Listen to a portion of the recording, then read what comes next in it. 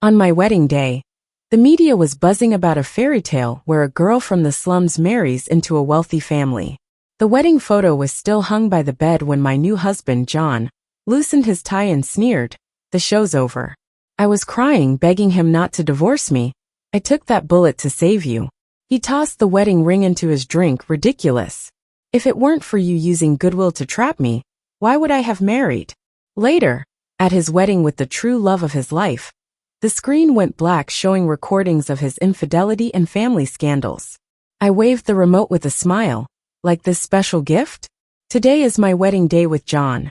In front of all the media, he gently smiled, knelt on one knee, and held my hand. "You saved me, and I'll treat you well for the rest of my life." My eyes turned red. My heart pounded like never before. I'd never been cherished like this, making me truly believe I was loved. I smiled and said I do, and he hugged me tightly, kissing me. After the wedding feast, as the door to the luxurious car closed, John's warmth vanished in an instant. "The show's over." He loosened his tie, giving me a cold, dismissive look. Before I could react, he grabbed my chin, causing painful furrows on my brow. "Behave from now on, and don't think you're really my wife." My heart clenched. "What do you mean?" John laughed coldly, lightly tapping my cheek, like teasing a pet. "If you hadn't shown up then, why would I marry an orphan?" Frozen, I was sent to a secluded villa. I looked around. The room was empty, no roses, no candles, not even a sign of joy. "Your room's on the 3rd floor. The butler handed me a disinfectant wipe. "Wipe your hands first."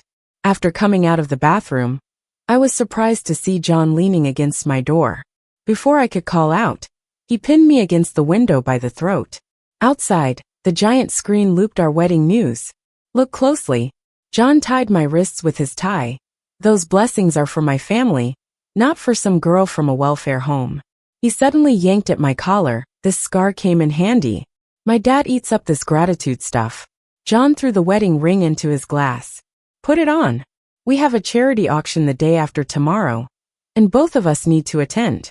Tonight, the media awaited coverage of a slum girl marrying into wealth. With trembling hands, I accidentally opened a video. Recently, John, the only son of the Whites group, was kidnapped, and a welfare orphan took a bullet to save him, sealing a heroic love story. In the front page photo, a pale me lay in John's arms, my clothes soaked with blood from my chest. The next picture showed me waking in the hospital, staring dazedly at the camera. The video went on. The Whites group announced the start of a child rescue fund, naming Clara as a figurehead. I recalled the day of the press conference, just after I was discharged. John's father, Mike, smiled as he pushed John toward me. The kids hit it off right away, so we decided John would marry Clara. The shutter clicks drowned out his last words. John offered his hand, smiling. "Father says you should rest for a while. Our wedding will be in 6 months." Early the next morning, John and I got into the car to go home. He frowned, rolling down the window. "Why the sour face on our first day? Cheer up when we get out." But Mike noticed a bruise on my collarbone and motioned to John, chatting with his mother. "Boy, don't you know to appreciate beauty? Come to my study." His mother, Wendy, gently took my hand. "Clara, let's talk mother to daughter." Wendy picked up a book and started reading. I stood by her, occasionally refilling her tea. When my legs were numb from standing, she finally set the book down.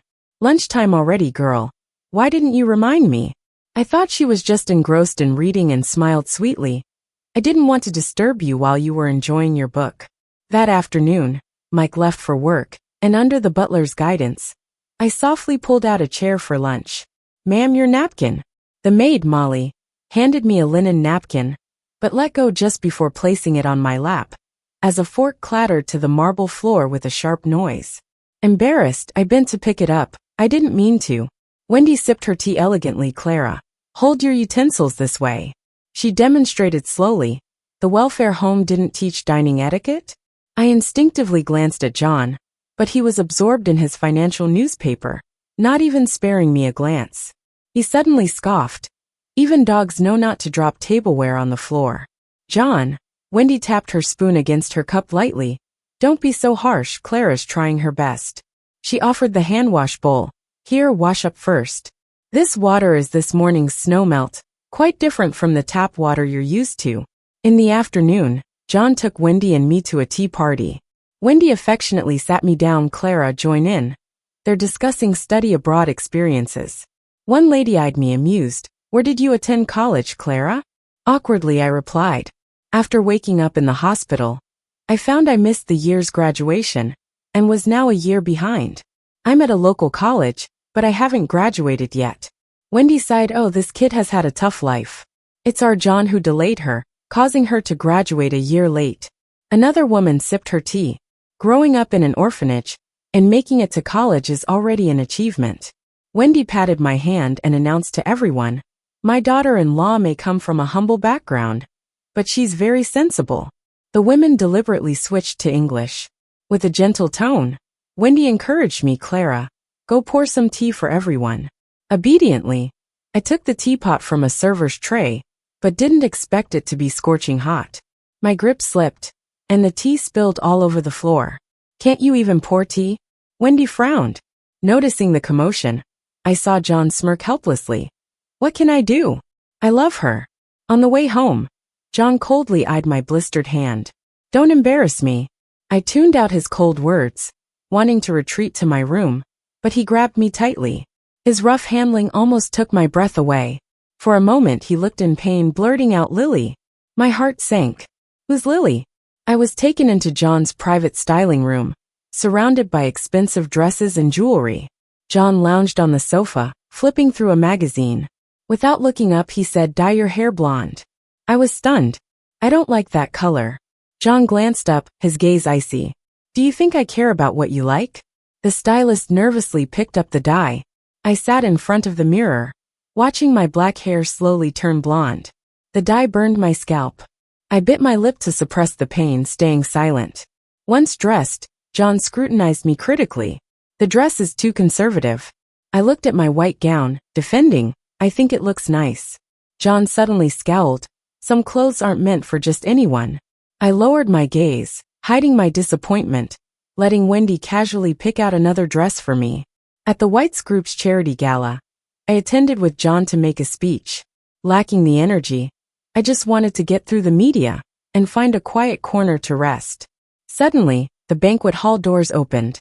A slender figure walked in. I had seen her before in John's phone gallery. He said she was a family friend's daughter and grew up with him.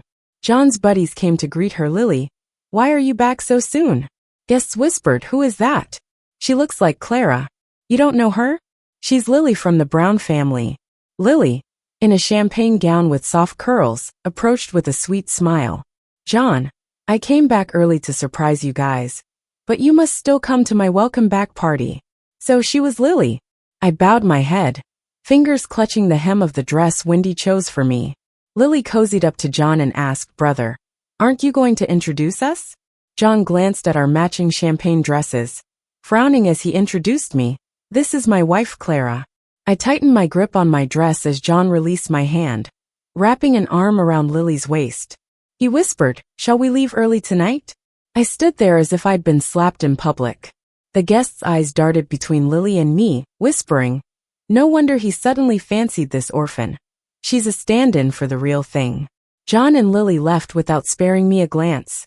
I stood in the crowd, cold all over. My blonde hair, dress, and makeup weren't even my own. As the guests left, I drifted outside until a car stopped in front of me. The passenger window rolled down to reveal Lily's bold, teasing smile. Sis, join my welcome back party tonight, okay? John was in the driver's seat, his tone cold. Lily insists on inviting you. Get in. Obediently, I got in the car. Up front, they laughed and chatted, with Lily occasionally asking me things I couldn't respond to. Her sweetness was blatant, but her stings were subtle. I had no idea where they were going when Lily suddenly asked, John, why are we at the beach? John took Lily to the observation deck, and I followed. I saw John whisper something to Lily. She gasped, and with a bang the surroundings lit up. In the booming noise near deafness, I remembered a night 6 months ago. I'd just woken up, and wasn't familiar with being his girlfriend yet. John had snuck me out of the hospital to watch the city's festival fireworks at the beach. You said you didn't feel like my girlfriend, so let me officially ask you again. John got on one knee, holding my hand. Clara, I love you. Will you marry me? Under the night sky, through tears, I barely saw his face. In a moment of shadow and light, I hugged him tightly, choking out, I will.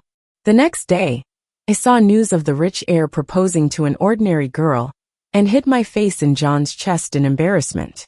How'd they capture it? We sneaked out, I said. John patted my head, voice deep. Yeah, how'd they know? Back then, love clouded my world. Now, watching their happy moments, I was suffocating with sorrow. I stumbled along with them to a karaoke room. Cease. It was Lily calling me back to reality. I realized I'd downed several drinks, smiled at her. You guys keep playing. I'll just visit the restroom. In the washroom, I stared at my reflection, tears unconsciously spilling from my reddened eyes. John, how did you end up like this? I took a moment to gather myself before heading back to the room. Just as I reached the door, I heard everyone inside chanting encore. Through the gap in the partially closed door, I saw Lily sitting closely on John's lap, feeding him drink after drink. That sight brought tears to my eyes once again, just when I thought I was done crying. Lily, are you blushing? Ha ha ha. One of their friends teased. Do you have a death wish? I treat you all like brothers. Lily jumped up, playfully pretending to punch the friend. John watched them with a fond expression, and eventually wiped away Lily's sweat when she was panting from exhaustion. I knew you were the best, John. They don't even treat me like a girl. Lily rubbed her forehead sweat onto John's shirt, but he didn't bat an eye, and gently tugged on Lily's ear. I couldn't stand watching this any longer, and left the karaoke room. I wandered aimlessly down an unfamiliar street, when a hand suddenly grabbed my wrist. Confused, I looked up to see John. John, what are you doing here? Instead of answering, he pushed me into the car. John, hold on. Once home, I refused to let him touch me, which only angered him. It was the first time I had stood up to him like this. He whispered in my ear, if you don't act like a loving couple in public again, I'll stop funding the orphanage. I had once visited the orphanage with him. Though I don't remember it well, I immediately knew that the director and kids were my family. The intense pain in bed left deep marks from my nails on John's back. I heard myself ask, were all those things you said about us being in love true? He looked at me, momentarily taken aback by my persistence. I repeated the question several times. Finally, he coldly replied, before that day, I didn't even know you. I let go and watched him leave, smiling with relief. Turns out the proposals, vows, and tenderness from the past months were all a facade. Early the next morning, I used the excuse of buying ingredients to cook lunch for John and went to a large shopping mall. I logged into a legal forum using public Wi-Fi and anonymously posted my situation. I slowly sipped my coffee and waited until nearly noon. Finally, only one person responded. Hello, regarding your situation, here are some suggestions. Confirm the legality of the marriage. If you can prove the marriage was non-consensual, you can apply to have it annulled. Gather evidence secretly. The response included the lawyer's contact info, which I memorized. I deleted all the messages before heading back to the villa. John was surprised by the elaborate meal I prepared. I thought you couldn't cook? I couldn't before, but I learned some recipes from strict Wendy. John, honey, I know I was wrong. You can be mad at me, but please don't stop the funding. Okay, I said coyly, pouting like I did before the wedding. John, who hadn't seen that side of me in a while, coughed lightly. Good, you know your mistake. I need to go out this afternoon. Join me. I thought he meant something serious, but it turned out to be car racing. John and Lily raced on a mountain road, while I sat in the passenger seat, heart racing with fear. Zooming by, John and Lily floored the gas pedal, and Lily narrowly claimed victory. I stumbled out of the car feeling dizzy. Lily casually hopped out and hugged John. Ha ha ha, John, I won. So what's my prize? I'll take you shopping this afternoon. Buy whatever you want, it's on me. Lily shook with delight, and John, worried she'd fall, held on tighter. It was then that Lily seemed to notice me, fighting nausea on the side. Clara, you know John treats me like a sister, right? She took my hand and winked. Heard you misunderstood something last time. John really just sees me as his sister. I reminded myself not to be upset and forced a smile. Lily, you're so adorable. Of course everyone likes you. There's no misunderstanding here. John came over to hold my hand, looking satisfied with my response. Clara, I knew you were the most understanding. I stopped asking about anything related to Lily, but John visited me less and less. John seemed more confident in my inability to resist, and the number of people monitoring me decreased. I frequently visited cafes to consult that online legal advisor. He was easygoing, patiently answering my questions. He texted, I have a friend who grew up in an orphanage, maybe in the same city as you. I replied, no wonder you're willing to help me out of the blue. He then asked, what orphanage were you at? Was there a boy named Jack? I had lost my memory and couldn't recall people or events from my past. The lawyer said, I'm coming back soon and can help you gather evidence. Is it hard for you to leave? John indeed limited my contact with the orphanage. A lawyer abroad shouldn't have a reason to go out of their way for a deceived orphan bride. But I felt something was off. I cautiously replied, no need, I can manage. Lately, rumors were circulating in elite circles about the once racing, hard-partying son who reappeared on the scene. No longer associated with the orphan girl, but with the wealthy Lily. Mike often vented to me, Clara, can you talk to John? He was never that talented, and now I've pushed him to shape up to take over the company. Yet he's back to his old crowd. I reassured him every time, Dad, John's just young. It's normal for him to be a bit playful. I'll convince him to focus more on work. Over time, it seemed even Mike was losing hope in his son. I spoke softly. John said he'd settle down. I mean, who else would you leave everything to if not him, right? Wendy shot me a nasty look when I said that, and I was clueless why. Mike heard it, and it got him thinking. I knew getting a divorce would be tough. It's hard to gather solid evidence when you're being watched. Just when I was feeling stuck, I got a mysterious text. I can help you with the divorce, but you need to cooperate. I wasn't sure whether to trust it, but I had nothing to lose, so I decided to take the chance. They told me to secretly record stuff and pretend to be sick to get a psychological evaluation, documenting long-term emotional abuse. Also, I needed proof of financial control, like pictures of restricted bank cards and tracking records. The person helped me step by step to gather evidence, and I decided I'd thank them in person once the divorce was final. The hardest part was the medical records. I was worried John would find out if I went to the hospital. Then Lily tagged me on social media with a screenshot of a Twitter post from John. It was a big group photo from a trip. In the middle, Lily was goofing around, kissing John's cheek. I checked John's account and saw nothing new. He had blocked me from seeing it. I realized our relationship might really be ending. I'm not sure if John was just having fun, or if he lost control of his emotions, but his latest update didn't block me. It was a video of people dancing around a bonfire on a prairie. In the corner, there was a guy kissing a girl in traditional attire. If only that guy wasn't my husband. The video was deleted after I'd watched it 10 times. Then came a video call from John, which felt like forever since the last one. Clara, we're out on the prairie. Look how lively it is. John showed the dancing crowd, and Lily popped in the frame. Clara, do I look good? Yeah, you look great. John blurted out.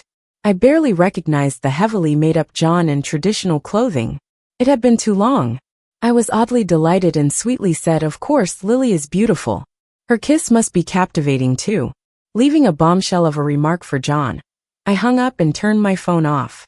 The next day, I went to the hospital. I'd hit my head before and had amnesia. Lately, I'd get crippling headaches trying to remember stuff. The doctor checked the scans. There's nothing pathologically wrong in your brain. He suggested hypnosis therapy. As I laid back, my consciousness faded. Images started surfacing, fragments of memories. I saw myself at a crash site, hugging my parents, crying. I was sent to an orphanage, silent. I protected a boy from bullies. The scene froze on the back of a small boy walking away, lips moving. I strained to decipher his words, but was startled awake by a sound. I awoke, breathing heavily. The doctor calmed me down, then said, we found a substance in your brain suppressing memory. We gave you a mild electric shock, and you should recall more over time. Shocked, I asked, was I poisoned? The doctor explained the substance, likely administered through a liquid. I remembered months in the hospital, when Wendy had me drinking milk daily. I stopped once I moved to John's place because I didn't like milk. I backed up evidence and sent copies to both the anonymous helper and cloud storage, hailing a cab to the hospital. On the bustling street, I saw a familiar-eyed man in a mask. My heart raced. I hurried the driver, but by the time we stopped he was gone. Later, our driver took me home. I found John drowning sorrows in alcohol. If it weren't for you, I wouldn't have married. I could be with Lily. But I saved you. That bullet had your name on it. Tears welled. I cradled my face. John lunged, grabbing my throat. If not for your amnesia, I wouldn't have been forced into marriage. Despite his resentment, his desperate state amused me. I snatched his bottle, took a swig. John, let's divorce. Stunned, he asked, what did you say? I replied with watery eyes. I'll tell father and the media I couldn't handle being your wife. I'll keep charity work commitments and soon our issue will fade. Everyone will only remember you and Lily as perfect. John started to agree, then switched. No, you can't leave. I bid him farewell, crying. That night Lily called me. John's voice was slurred. Claire is not the boss of me. She acts like I need her. One girl chimed, John can have anyone. Women line up for a guy like him. A childhood friend sneered. Just an orphan with no status, only surviving because of John. He smashed the bottle. She thinks she can divorce me? Who does she think she is? Lily soothed John, it's all right. It's just us now. Breathing and rustling sounds ended the video. I didn't hang up the phone on purpose. I calmly recorded all night. The next day, a radiant John showed up holding Lily's hand. Clara, you should know, it's not you asking for a divorce, it's me not wanting you. I covered my mouth, getting choked up. I just want you to be happy. Whatever you decide to do with me doesn't matter. When it was time to sign, John hesitated for a moment. Lily gently whispered to him, John, our union means the union of two families. Your career will flourish, and Dad won't look down on you. I acted until they left, clutching each other. Finally, I couldn't hold it in. I jumped up with the divorce papers. Thank you so much. I'm finally divorced. I couldn't help but call the anonymous person who had been helping me. It's you who guided me and helped me gather evidence so quickly. Congratulations, Miss Clara, you're free. Can I meet you? I really want to thank you in person. This person's reliability gave me a great sense of security. I couldn't help but ask. The anonymous voice chuckled softly, leaving my ears tingling from the sound. I couldn't resist touching my flushed earlobe. I quickly moved out of John's villa, finding a temporary place to rent. A month later, I got an anonymous letter, but I could tell it was from Lily. Holding an invitation, I attended John and Lily's wedding ceremony. Mike looked guilty when he saw me. Sorry, Clara. When I found out that kid was divorcing you in a moment of stupidity, Lily was already pregnant, and there was no turning back. Wendy, always with her sharp tongue, added, Clara left for John's happiness, not because she had to. Uncle, it's fine. As long as John's happy. I replied nonchalantly. I hope none of this would come back to bite me. Lily, in her immaculate white dress, intimately took John's arm and walked over to propose a toast. John, Lily, I wish you happiness. I stood up and downed the wine in one gulp. She playfully said, Clara, thanks for celebrating our engagement. I hope you find someone as wonderful as John soon. I knew John and that girl wouldn't last. A lone girl, how could she compare to a first daughter? Haha, John probably didn't care that much at the time. Once Lily came back, he was all over her, and they got engaged fast. I ignored the surrounding chatter. Thanks for the words. Lily, as loud as ever, leaned closer and said in a voice everyone could hear, John never truly loved you. It was just a game for him. I whispered back, silly. Do you know why I didn't leave after the divorce? John, holding Lily's hand, sincerely said, I do. The screen suddenly went black, playing John's cold voice, marry her? As if she were worthy. She's just a pawn to repay grandfather's kindness. Lily, uneasy all along, suddenly yelled, turn it off. The screen flicked back on, showing Wendy pouring powder into my milk and handing it to me. Then it showed a hospital diagnosis. Miss Clara diagnosed with trauma-induced amnesia from long-term mental stress. The room was in an uproar, with media frantically taking photos.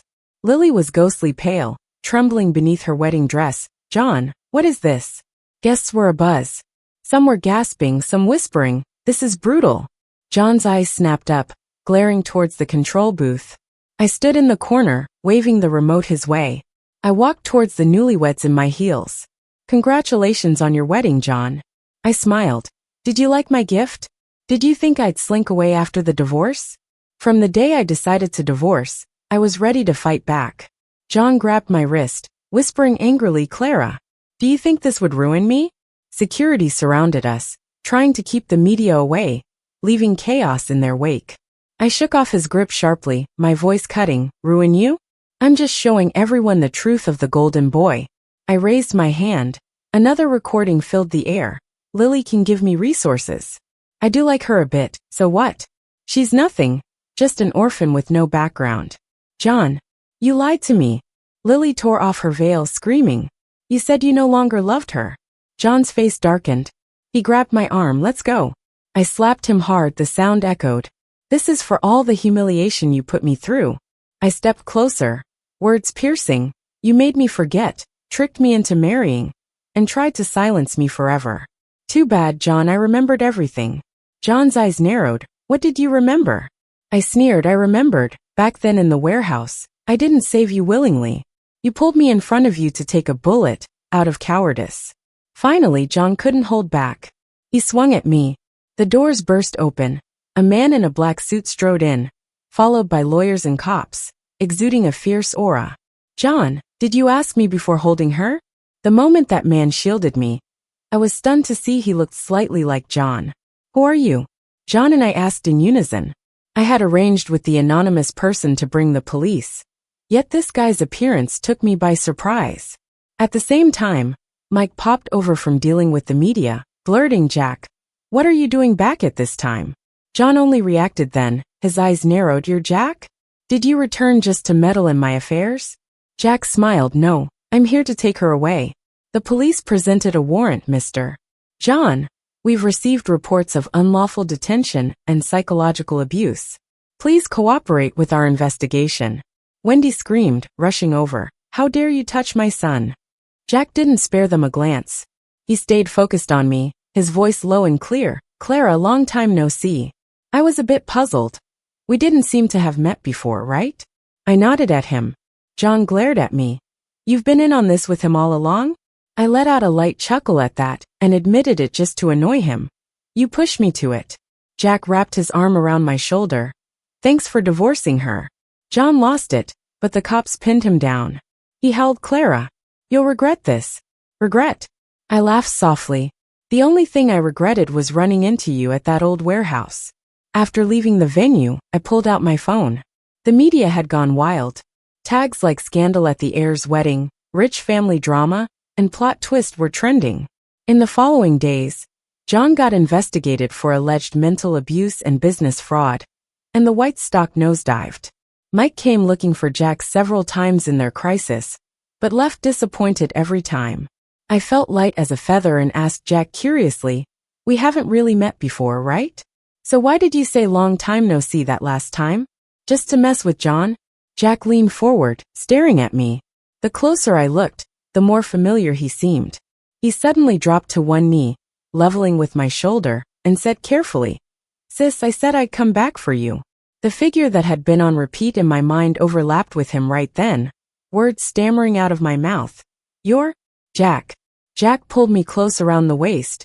It's me, sis. I'm sorry I took so long to find you. At that moment of recognition, I started shaking uncontrollably. All I could see was being alone, bloody and hurt, at the orphanage door as Jack walked away without looking back. It was a scene from my recurring nightmares. I'd harbored resentment over him leaving, over broken promises. Chaos engulfed me as I faintly heard voices. Why is she trembling so much seeing me? Mr. Jack, based on Ms. Clara's experiences and current symptoms, it's likely acute PTSD causing the blackout. Ms. Clara witnessed her parents die in an accident as a child. She can't bear important people leaving her. The trauma may be compounded by blood at the scene, exacerbated later by drugging and memory loss. When I came to, my hand was gently held by a large, defined hand. The person beside me was asleep on the bedside, looking relaxed in casual homeware. His youthful features had sharpened into masculine edges with some maturity, but that little mole by his eye hadn't changed. I jolted my hand back, much like the night he had let go. "Sis, it's me." Jack woke with a start. "Don't call me that." My voice was raw and unfamiliar. We hadn't been siblings in ages. A shadow passed over Jack's face, but he forced composure. "Sis, have you been like this all these years?" I turned away, hiding my reddening eyes. "None of your business." "It is my business." Jack bowed his head in regret. If only you hadn't left me, I wouldn't be like this." I snapped, tears breaking free. Jack went pale, slowly rising. I thought he was leaving, but suddenly he knelt. "I'm sorry." His forehead touched the bed's edge, shoulders trembling, voice fervent. "I never meant to leave you. An orphanage discovered me by accident. I asked them to contact you, but they said you'd been adopted, happy, and didn't want past people disturbing you." Struggling to digest the bombshells in those few sentences. "You and John?" Jack grasped my quivering hand, his voice low. "My mother left the family for my dad. After him cheating and my mom divorcing, she found out she was pregnant with me. She chose to have me but died the day I was born." Jack and John. No wonder they held a resemblance in youth. I worriedly asked, "Won't they hassle you, given their prominence?" Jack answered each question sincerely. "My grandfather took me abroad shortly after I got home, and I never returned. They thrived on my mom's dowry. My grandfather's overseas empire could buy a dozen the whites. The brother I clung to for 10 years had become my ex-husband's half-brother, all the while a wealthy family's heir overseas. And my enlisted lawyer turned out to be a power player abroad." "Sis, you're worried about me. But what about yourself when you sought revenge?" I mumbled. "Those with nothing have nothing to fear." Jack hesitantly asked, "Sis, do you still love him?" "Love breeds hate. Or so I thought. I had mistaken familiarity with John for love. But as memory seeped back, found only disgust when I saw him. I must have been crazy and amnesic to fall for his guise. I couldn't confess that John's familiar face, mistakenly comforting, eased me into his deceit. I couldn't mention my fondness for the anonymous months-long companionship, nor could I look Jack in the eye. Jack went quiet for a while. Finally I said, "I want to go home." I went back to the orphanage. The headmistress beamed surprise. "Clara, you're here." Years had passed since that naive scene of me dating John sold her, leading to my marriage. "Granny, I'm recently divorced. I'll stay at the orphanage again." I gave her gifts and smiled at the kids, attempting to duck her pressing about my divorce by hiding in my room.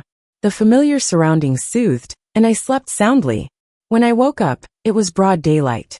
I stretched lazily and saw a familiar figure at the door. The kids surrounded Jack, who was carrying gifts, with curiosity.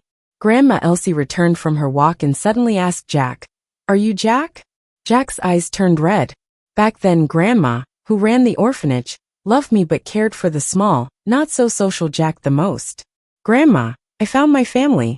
I was busy and couldn't come back for a few years, but from now on, I'll take on the funding responsibilities for the orphanage."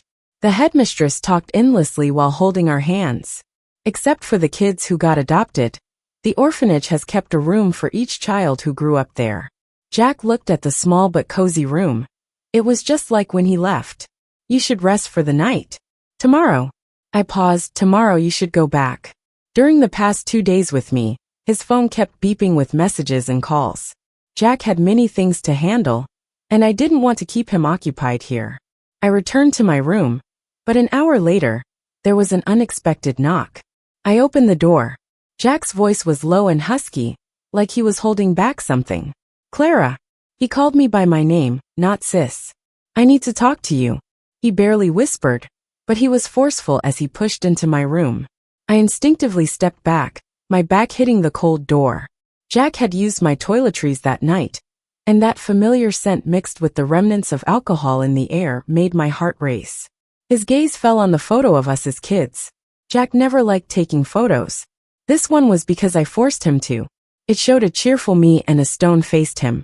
"You kept these. Didn't you hate me for leaving and not coming back for you?" He lightly said as he touched the spot where my face was in the photo. The air felt heavy.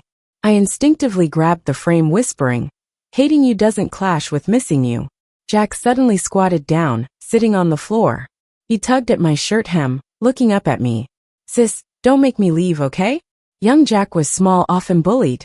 I used to rush to protect him, and he'd cling to my shirt, asking me not to leave him too far. Now, he had grown into a man, shedding his past naivety with sharpened facial features. I said haphazardly, I forgive you. Even if you're something now, as a sister, I can't protect you anymore. But if you accept me, I'll always be your sister. Jack's hand moved up, gripping my wrist that held the frame. Clara, there's something I must tell you. His tone, more assertive than before. You're drunk. Let's talk tomorrow. I stopped seeing you as a sister a long time ago. Jack's voice was low and firm. The frame slipped and shattered on the floor. Shocked, I stared at him, noticing his red eyes and messy hair. A gaze burning with emotions, not for a sister. I instinctively tried to push him away, but he clung tighter to my shirt hem, pulling me closer. What do you mean? My voice trembled. Jack spoke slowly. I mean, Clara, I like you. Sis, please, can we be together? That word sis sent shivers down my spine. He continued, if you give me a chance, I want to enter your life as a man, not a brother, like when I anonymously messaged you through your divorce process. Do you realize what you're saying? My voice found its way back, though still hoarse. We're siblings. I managed to say, I've been married and divorced. You're still young. Jack's breath hit my cheek. You're only a year older. And so what if you've been married? I'd help you leave him if you weren't happy. You're drunk, I repeated, trying to convince myself. Clara, do you know what it felt like to see your help post and recognize it was you? I nearly went crazy trying to trace your IP, review cafe footage, barely confirming it was you. I craved your updates, yet wished it wasn't you in such a state. Jack suddenly grabbed my hand, placing it over his heart. I could have stayed hidden, not intruding in your life, but I couldn't not see you, Clara. If years ago I was confused between affection and love, do you think I can't tell now? He pressed on, his heartbeat thudding under my palm. Every time I see you, my heart races like this. I wanted to push him away, then hug him. My heartbeat nearly matched his. We can't. Why not? Jack pressed closer. Because of what others think. Societal norms? If you prefer, no one needs to know our past relationship. His fingers wiped my tears. Or is it that you like me too but won't admit it? Those words cut through, exposing my carefully built defenses. Enough. I nearly screamed. Do you even know what you're saying? I'm sorry. Jack, seeing my fierce reaction, promised not to mention it again. His lonely silhouette as he left cracked my heart. Just before the door closed, he whispered, "Good night, sis." I sat shocked on the floor, staring into space. The clock showed 3 a.m., a sleepless night ahead. Memories of young Jack leaving, comforting anonymous texts. Grown Jack calling me sis, while looking firmly at me, all replayed. Quietly, I walked to Jack's door, hand raised but never knocking. Jack, I whispered to the closed door, words unsaid when the door suddenly opened. He stood there, eyes red from sleeplessness. What were you about to say? He asked, voice raspy. I looked at Jack, a boy I practically raised like my own brother, and it suddenly hit me. I could no longer lie to myself. I stood on tiptoe and gently kissed the corner of his mouth while he stared at me in shock. I must be crazy. His shocked expression turned into disbelief, and then into pure joy. Is this okay? He whispered, his breath warm against my lips. I closed my eyes and nodded lightly. When Jack finally kissed me again, I felt a strange release, like years of chains finally breaking free. The kiss was gentle and restrained, yet it made me tremble all over. When we pulled apart, he rested his forehead against mine and softly said, I'm not asking for anything. Just knowing you understand me is enough. I need some time, I whispered. Jack nodded, gently stroking my hair. I'll wait as long as you need. The next morning, Jack went back overseas. Before leaving, he kissed my cheek right in front of Grandma, the director of the orphanage. I blushed and pushed him to go. Grandma chuckled as she teased me, so our fearless Clara can get shy, huh? Seeing my confusion, she added, I noticed years ago how this boy looks at you. You were just too clueless, always treating him like a kid. I ran off, face in my hands, back to my room to start my live stream.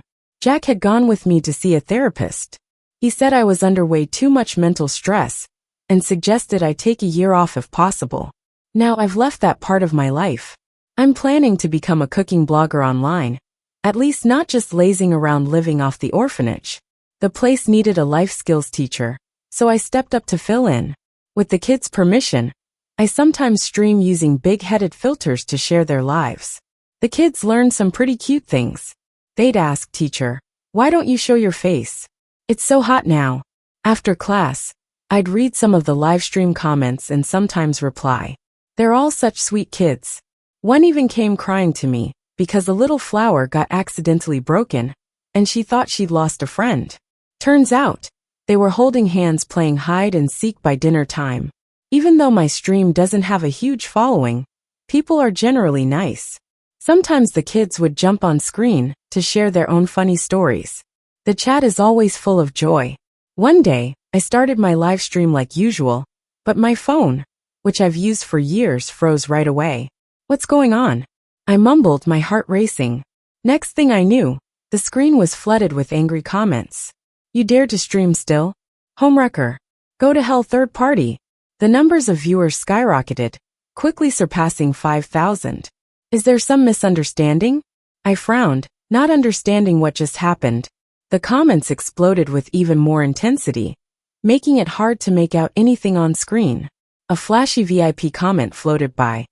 "Go check Lily's latest Facebook post, proof this girl is a snake." Lily, what's she up to? Or is it John's doing again? I glanced at the screen. The comments had devolved into attacking my appearance, body, even my family. Someone exposed my real name and address. And when I saw people threatening to reveal the orphanage's address, I couldn't stand it.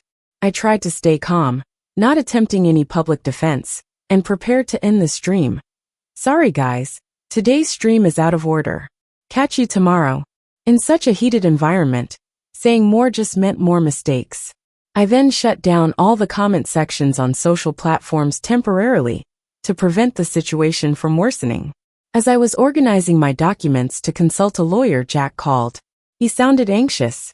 "Clara, I was in a meeting and just heard about this. Are you okay?" I knew he was worried about my mental health. "Didn't you see the stream?" "Relax, I've heard these things since high school. They can't hurt me." Jack's voice was low. "You handled everything well. I'm on my way back. I'll be there soon." Not long after, someone knocked on my door. But it was John.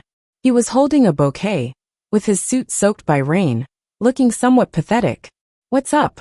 I didn't budge from the doorway, my voice steady. His greedy eyes swept over my face. "Can I come in? It's pouring out here." He suddenly moved closer. "Clara, I know you hate me."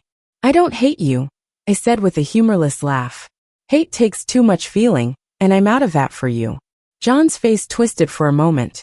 "I've regretted every day. My marriage with Lily was arranged by our families. I had no say."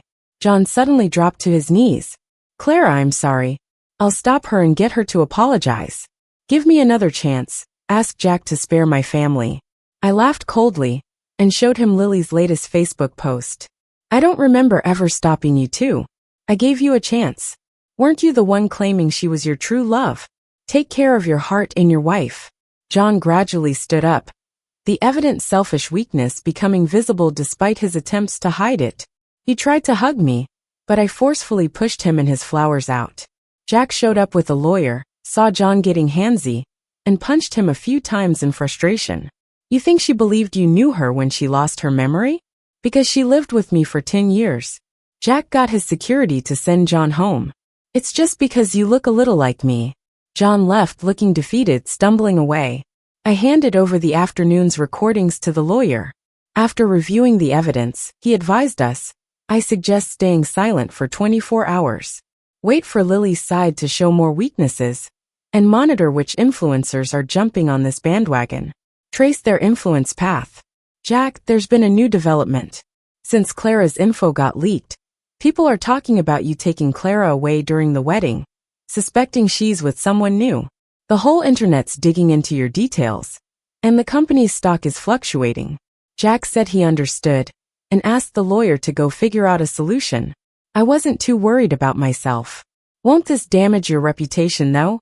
Could it put the company in danger?" Jack seemed to appreciate I was concerned about him. He said it wasn't a big deal. And this whole thing wasn't just a straightforward case of a wife confronting a mistress. The lawyer asked me to gather all my chat logs, transfer records, and photo timestamps with John. Jack pretended not to care, but peeked at them several times. He gave me a wistful look. You guys have so many memories together. His jealousy was so obvious. I thought for a moment, then kissed him on the chin to tease him. People aren't wrong. Haven't I just climbed a better branch? He leaned over me on the sofa, planting a gentle kiss on my brow.